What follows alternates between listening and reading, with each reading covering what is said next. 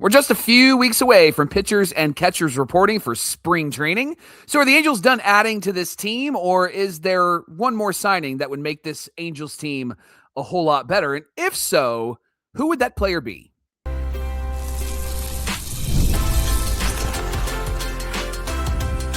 You are Locked On Angels, your daily Los Angeles Angels podcast. Part of the Locked On Podcast Network, your team every day. Thanks for making Locked On Angels your first listen of the day, part of the Locked On Podcast Network, where it's your team every day and the #1 sports podcast network in all the land. And today's show is brought to you by FanDuel. It's the last call for football on FanDuel. If you're a new customer, you can bet $5 and get $200 in bonus bets if you win. Happy Monday to you, and thanks for being here for this episode of Locked On Angels, where it's your team every day. You've got the Frisch brothers here with you, a.k.a. the Super Halo Bros. My name is John, and that's my brother Mike. And my name is Mike, and that's my brother John. Mike and I have been lifelong fans of this team, and we're talking Angels baseball with you 3 times a week. We'll soon be back to 5 times a week, so just a little bit longer. We'll be talking Angels baseball with you every Monday through Friday. Of course, we're about to enter our 5th season as the hosts of Locked On Angels. It's our hope and desire that you leave here a smarter fan, a more informed fan, and a better Angels fan overall. On today's show, we're talking about Josh Lowe and the best possible way to use him on the roster. Also, what about Jack Kochanowicz? Remember Jack Kochanowicz, Michael? Who? And Yeah. what role he might play this season. We're going to get into that, of course. But first, are the Angels done, or will they sign one more player before spring training? Let's talk about it. Yeah, we're just a couple of weeks away from pitchers and catchers reporting, and the Angels, they have been busy this offseason, just not spending a lot of money. It's not been an expensive offseason. They've spent about... It's like George Costanza. He says, when you look angry all the time, you just look busy. So, hey, George, can you do that thing? Yes. That's how the Angels have been this offseason. Feels They've like been it, right? busy, Yeah. but just kind of angry about it. Yeah, they spent about $20 million this offseason signings and trades. They traded away Taylor Ward, who's going to make about $13-14 million this season. So essentially, the Angels traded one player and got 8 players for close to the same cost. Now, they got Manoa and Rodriguez and Pomerantz and Romano and Yates and Lowe, and Moncada's back, and Von Grissom is back. And they needed to fill some needs, and they did it in a less costly way. Nice way to put it. They needed a lefty bat, so they got Josh Lowe. They needed a third baseman, and they went, hey, Moncada, why don't you just come back over? They needed some depth, and they got Von Grissom, and they needed starting pitching, so they got Rodriguez and Alek Manoa. They did say that Manoa isn't going to be in the starting rotation, at least to start, but I don't know if I fully believe that. We'll talk about that in segment 2. They needed bullpen help, so they got Yates and Romano and Pomerantz. Many Angel fans, including John and I, kind of been disappointed with this approach. But John, there was one comment from an everydayer last week on our show that really liked this approach, and I thought what they had to say was very reasonable and very logical. Why don't you share that with us? Yeah, this is what makes getting into the YouTube comments super fun. It's also what makes the Everydayer Club really fun. It's just more ways to interact with our everydayers. You guys get to interact with us, and sometimes you bring up some great points that honestly we have to talk about. And so Barry S on YouTube left this comment for us. He said, I like what the Angels have not been doing this winter, mainly wasting big bucks on players, $60 million for Kyle Tucker, about $40 million for Alex Bregman. The worst moves the Angels have made were Rendon, Hamilton, and Pujols. This is why I like Barry S, because he didn't put CJ Wilson into that group like a lot of people do. He won you over. Stay away from the long-term, big money, older guys in their 30s or near 30s. It doesn't work / rarely. So with this approach in mind, Mike, do the Angels go out and sign one more guy? Do they trade for somebody, or are they done? And if they aren't done, are we going to see a big signing like maybe Zac Gallen in the starting rotation? Let's just take everything that Barry said, what you liked about it, and what stood out to you. And then, are the Angels done, or do they have one more in them? What do you think? I think when it comes to big signings and the Angels, Barry is a great representation of how Angel fans feel about some of these big signings that just haven't worked out for us.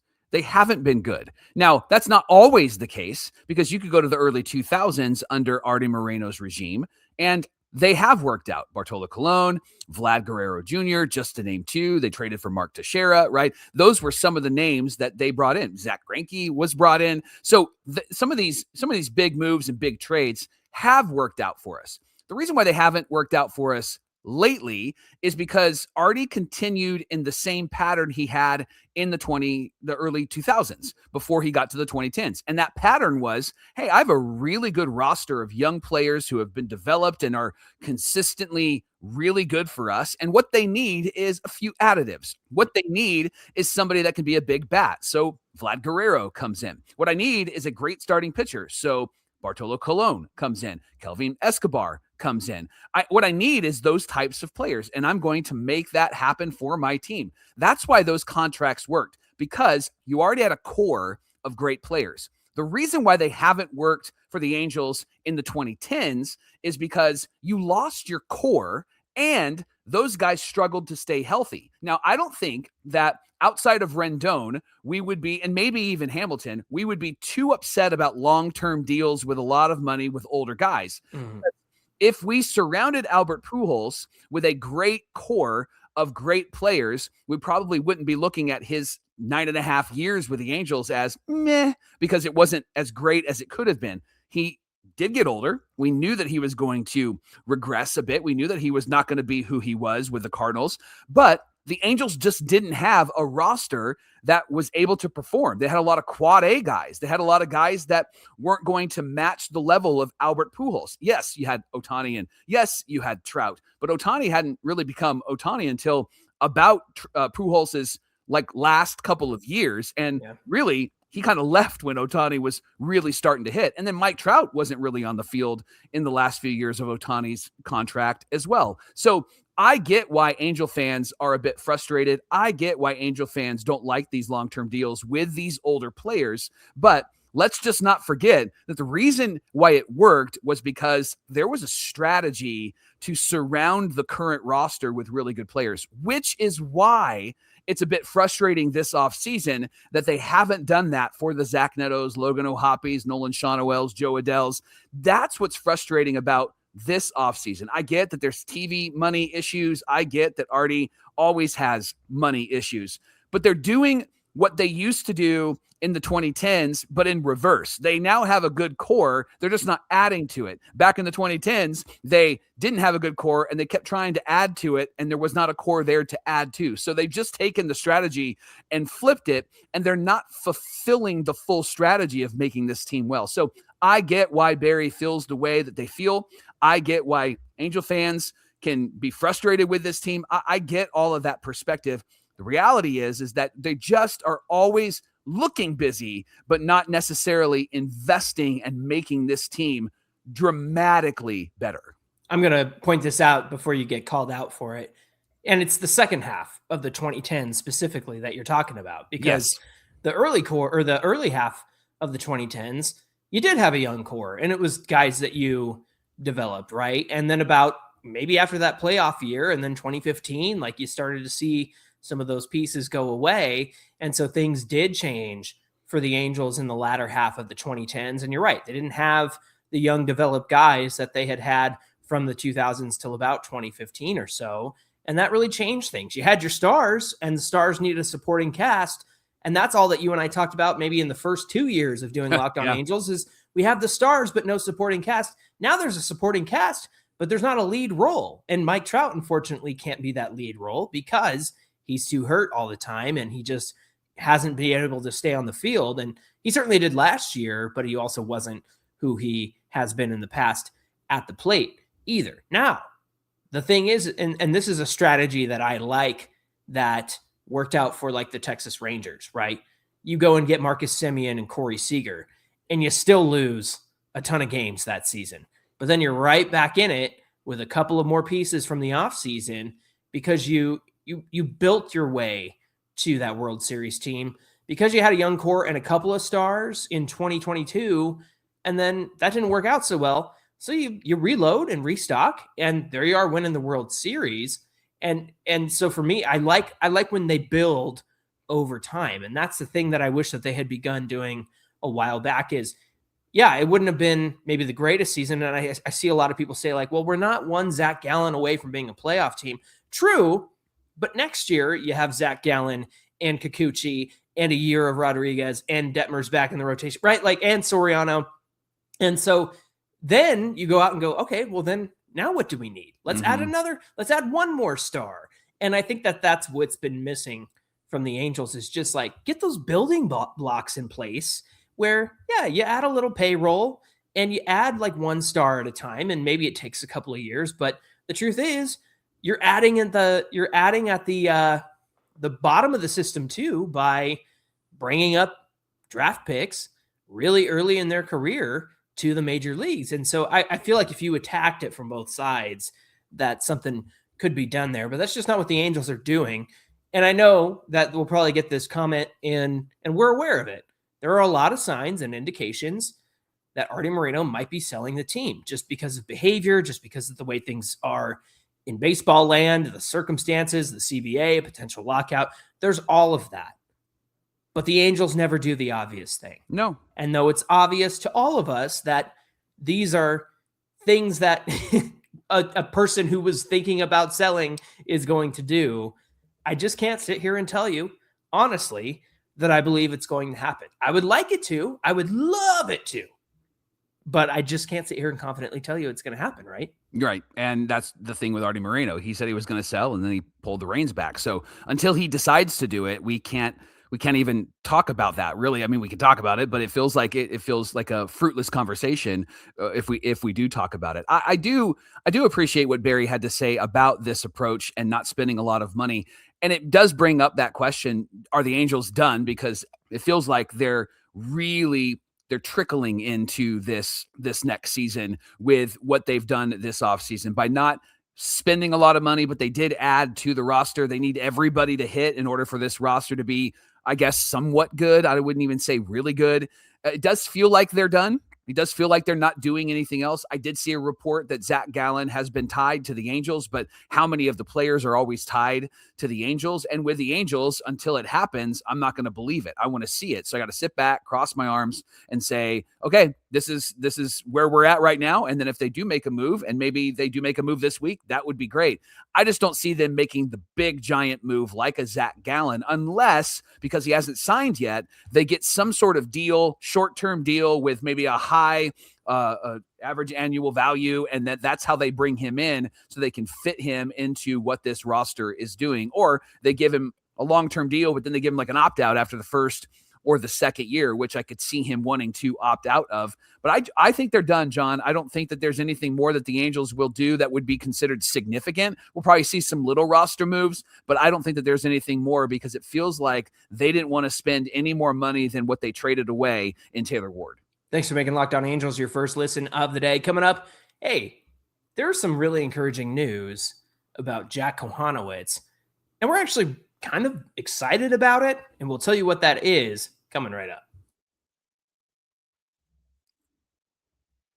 It's the last call for football on FanDuel. One final Sunday, one last kickoff. The final chance to get in on all the action before the NFL season officially comes to a close. This Super Bowl 60 that's coming up, FanDuel is making sure that you're right in the middle with all of the action. They have a special offer just in time for the biggest football game of the year. Whether you're backing your favorite or you're riding the underdog or you're building one last same game parlay, this is the game everyone's been waiting for. This is where predictions turn into plays, stats turn into storylines, and every snap feels so much bigger. It's the perfect way to cap off the season and make the Super Bowl even more exciting from kickoff to the final whistle. And if you're a new customer to FanDuel, just bet $5 and you're going to get $200 in bonus bets if you win. You can make it count because after the Super Bowl, the season is over. It already feels like it's kind of over because our team's out. But last call for football on FanDuel, an official sportsbook partner of Super Bowl 60. Visit FanDuel.com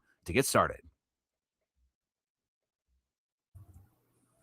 This is the Locked On Podcast Network, the number one sports podcast network out there. Thanks to everydayers like you. I mentioned it in the last segment. One of the best ways to interact with us, of course, getting in the YouTube comments. But if you want to take it a step further, you want to interact with Mike and I and also myself one-on-one text messaging. You can do that with the Everydayer Club for just $5 a month. You can get ad-free audio, uninterrupted episodes of Locked On Angels, of course, an invite to the members-only Locked On Everydayer Club Discord server, super fun, national bonus shows, members-only Locked On merch store, so much more. And then for $15 a month, you can go all access. Everything you get at the $5 level, plus all access episodes of Locked On Angels, one-on-one texting with me, of course, which has been super fun, newsletter versions of each day's show, and a 15% discount on all orders from the Locked On merch store. So go to lockedonangels.supercast.com and you'll be part of the Everydayer Club. With all the reclamation projects on the Angels, like Alek Manoa, Grayson Rodriguez, even Reed Detmer's back in the rotation, that there's going to take some work there. In the bullpen, Jordan Romano and Kirby Yates, Ben Joyce coming off an injury, Robert Stevenson coming off an injury. Why not just throw one more reclamation project in the mix? And maybe this one isn't a reclamation project, but it is going to take some work. How about Jack Kochanowicz? Now, I hear the groans already from our everydayers in the comments, and it's justified. Yeah, exactly. When I put this segment together, I was like, Now, Jack rode the struggle bus last year. We all know that. Biggest reason why was his inability to keep runners off base. This guy always had traffic on base, had a 1.75 whip last season, almost two runners per inning were on. And it felt like that when you watched him. And then he had a 4.7 walks per 9 rate last year. Terrible. He gave up a lot of hits.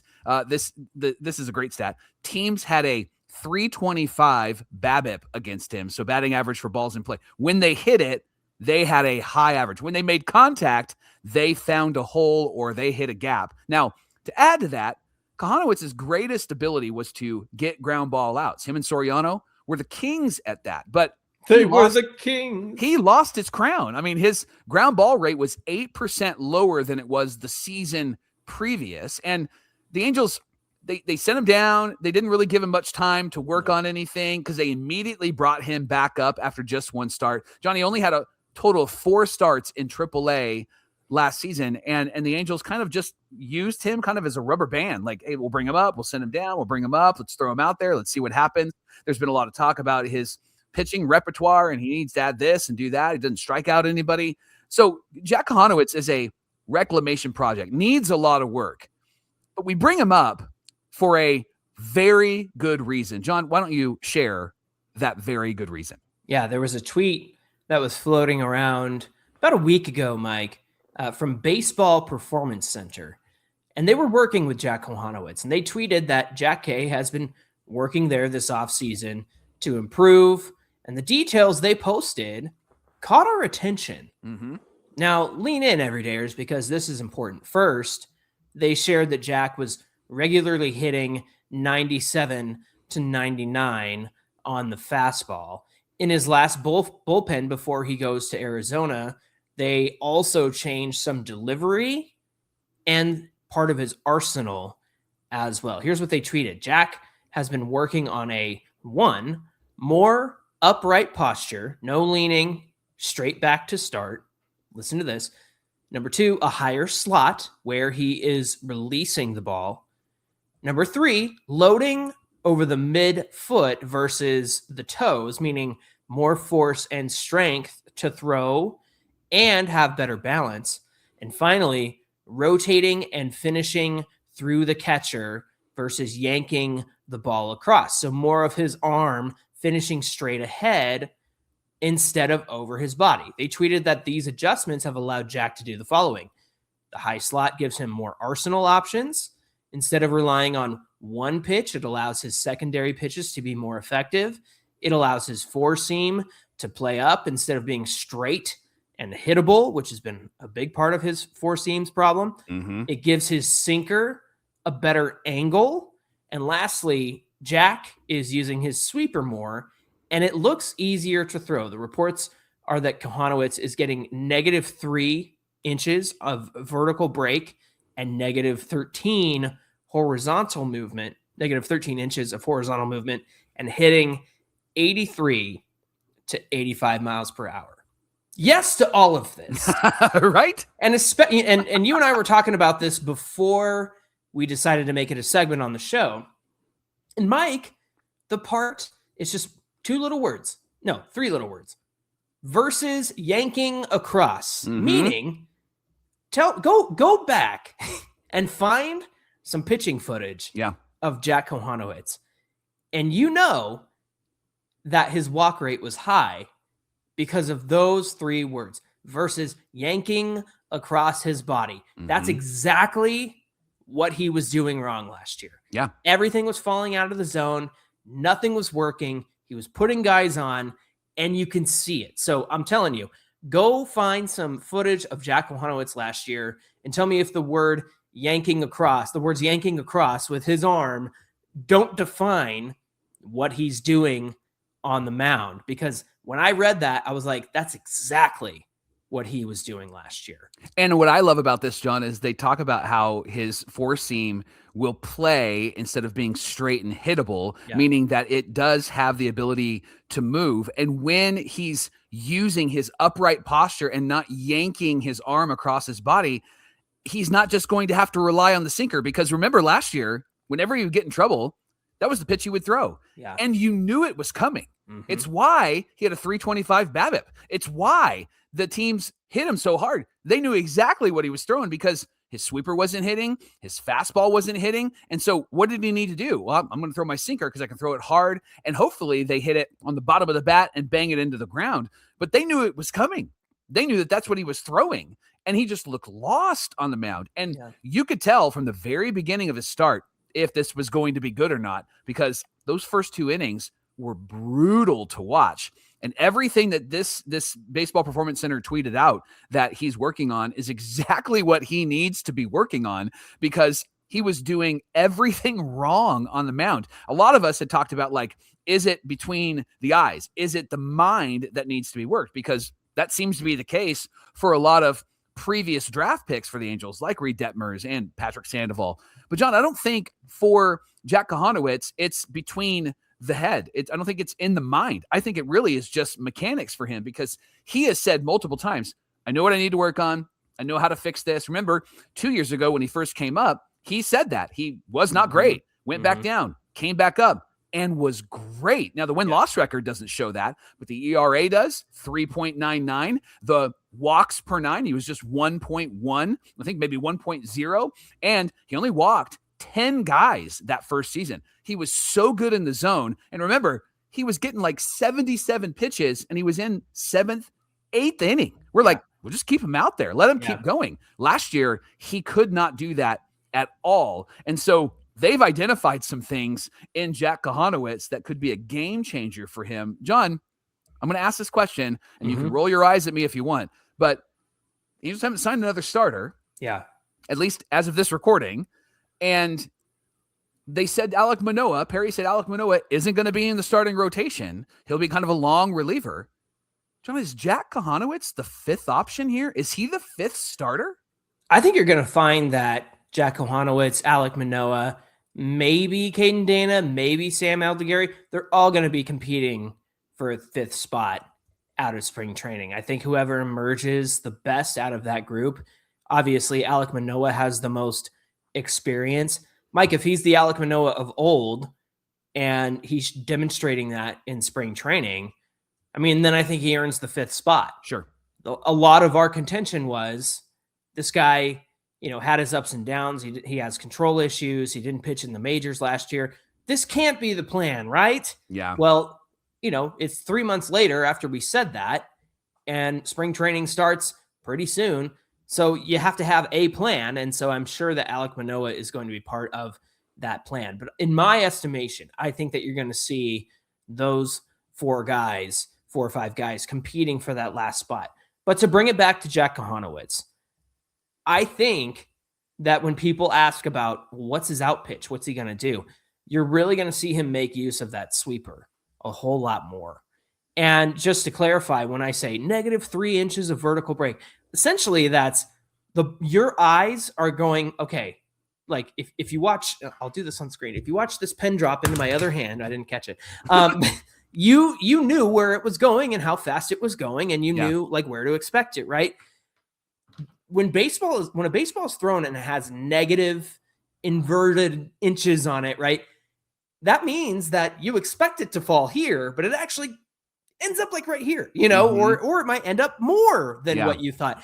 And so that's how guys get fooled at the plate. It's where do your eyes tell you the ball is going versus what's the spin, what's the language that the guy's putting on the ball to make you think it's going to go one way and it ends up in another way. We had a whole show about how we were so frustrated. It was a game that I went to. The Angels played the Pirates, and Andrew Haney was the pitcher of record in that game, and he just looked dominant in that game. And one of the things that we talked about on the show afterwards was he had that ability to say, the fastball's coming right here, it's coming right here, and then it would drop. It would drop out of sight, and that's why the Angels kept swinging over it or beating it into the ground. And they looked pathetic because it was right down the middle until it wasn't. Yeah. And they were swinging right through it.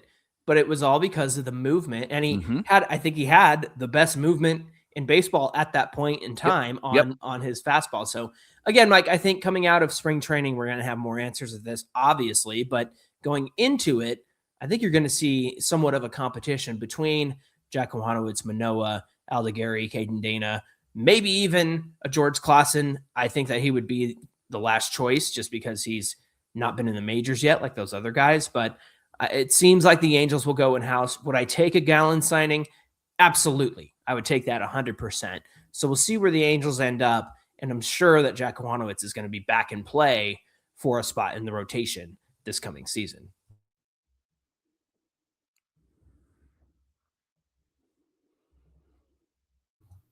Our favorite team recently traded for Josh Lowe. We did a whole show about that, the impact of this move and how it will affect the Angels.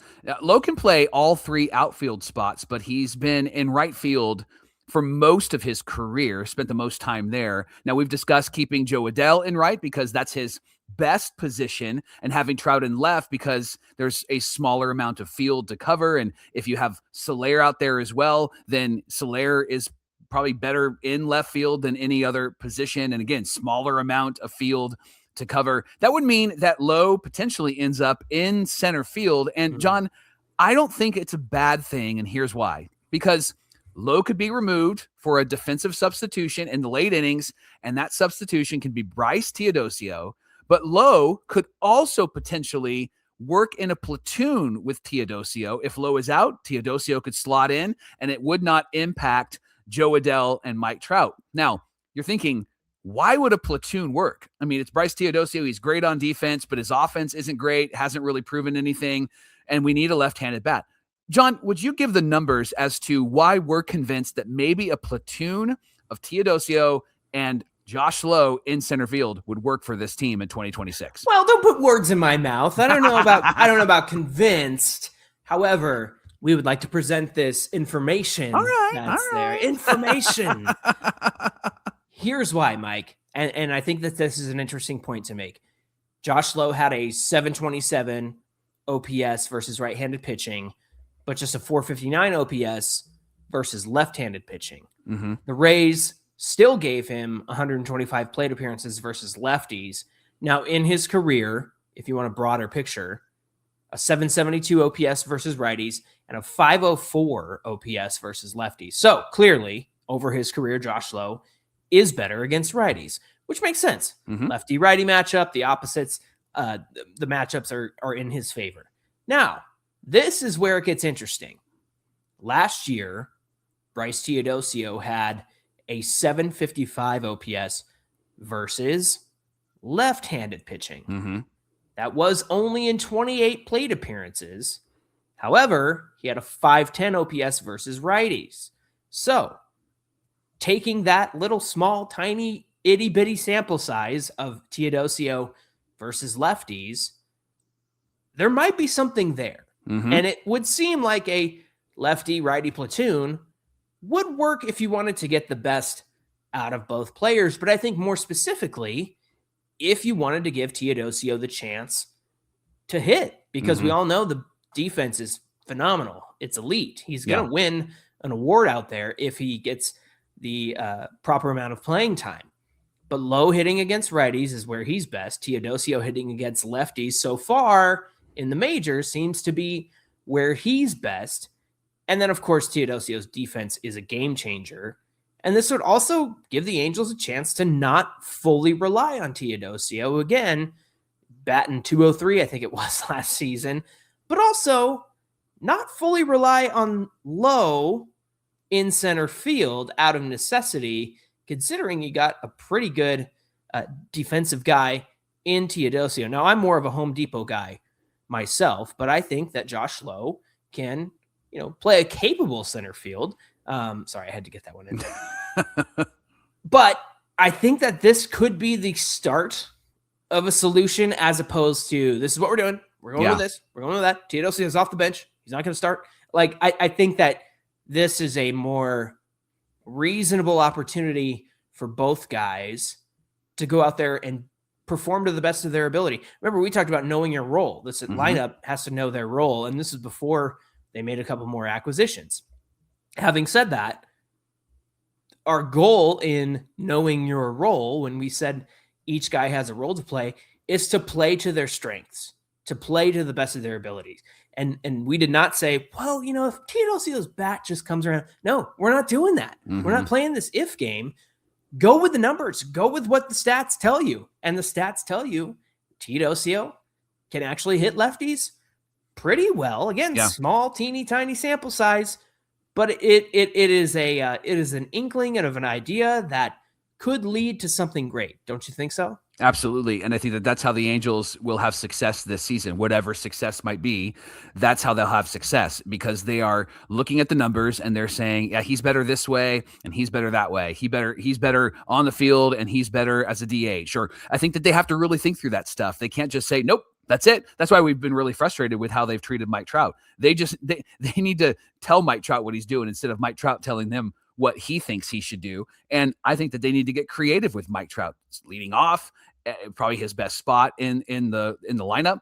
And the same thing is true with the outfield. I think that you have to put Joe Adell in his best spot. And I think that you have to put Jorge Soler and Mike Trout in a spot that they don't do damage to their body. And then in center field, if Josh Lowe has experience, great. And then you bring in Teodosio, who's obviously incredible. He had negative 10 runs, or he had 10 runs defensive save last year, not negative, positive. And I mean, this guy was incredible last year. So I think that the Angels have to get creative this way. The Angels have to think strategically with their players instead of just going, nope, he's in, and that's all we're doing. I think that there has to be a lot of roster flexibility. They should be flexible and agile in 2026. Yeah, the evidence is right there. Maybe it's not the strongest evidence, but you have a whole spring training to give it a shot.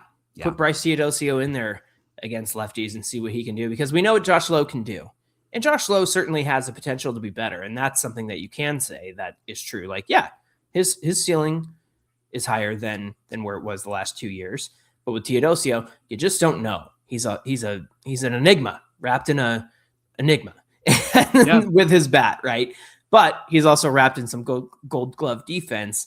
And that's really what's key here. And that's a reason why you would want to get him into these games. Thanks for making Locked On Angels your first listen of the day. Join the Everydayer Club and get Locked On Angels with no interruptions, members-only Discord access, and so much more. Get that for $5 a month, or go all access for $15 a month. Get one-on-one text access with my brother John, all access episodes, an exclusive newsletter, so much more. Go to lockedonangels.supercast.com or click the link in the show notes. Hey, I mentioned it before, but if you're watching or listening, get on over to YouTube, get in the comment section. We'd love to hear from you. Be sure you hit that subscribe button. Even if you're an audio-only person, it really helps us out if you hit the subscribe button on YouTube, as well as Apple Podcasts, Spotify, wherever you like to listen. And then, of course, hit us up on Twitter at Locked On Angels, at Super Halo Rose, Twitter, Instagram, and TikTok. Mike, what do we have on deck when we come back on Wednesday's show? If there's no breaking news, we're going to talk about that CBA and how it will affect the Angels. Like, what will the Angels need the CBA like our third time teasing We've the pushed CBA. it back because there's been more prominent stories to share, more relevant stories. But this one is a really important story. So if they don't sign Zac Gallen, we'll talk about the CBA or anybody. We'll talk about that on Wednesday on Locked On Angels. All right, looking forward to that conversation. We hope you'll come back and join us. Until then, my name is John, and that's my brother Mike. And my name is Mike, and that's my brother John. All right, all you sickos who love this Angels team like we do, and all the everydayers who love to watch and listen, we'll see you back here on Wednesday. It's called a push. We're pushing it. pushing it away. Get away from me.